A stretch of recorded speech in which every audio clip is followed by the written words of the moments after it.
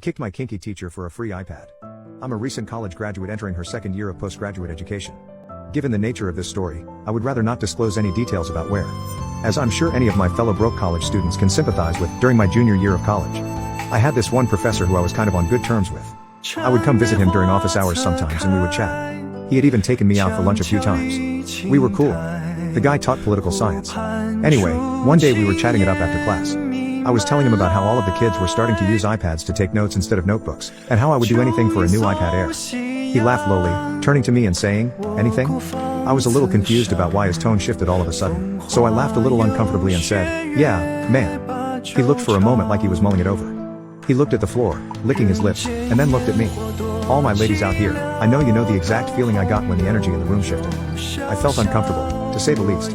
He said finally, "Look, I'll do you a favor, but you gotta do something for me first."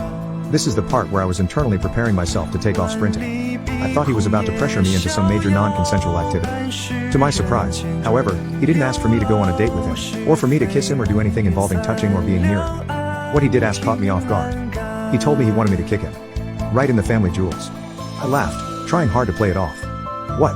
I asked. He was dead serious. "Kick me. In my crotch. I want it."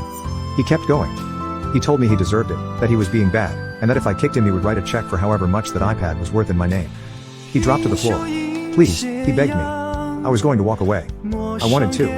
Then, I saw the image of that beautiful new iPad resting in my future self's palms. The laminated screens, the Touch ID. And I wound my leg back and let it rip, ramming the toe of my combat boot into my professor's meaty crotch. He groaned in pain, asking me to do it again. I did. Then I helped him up.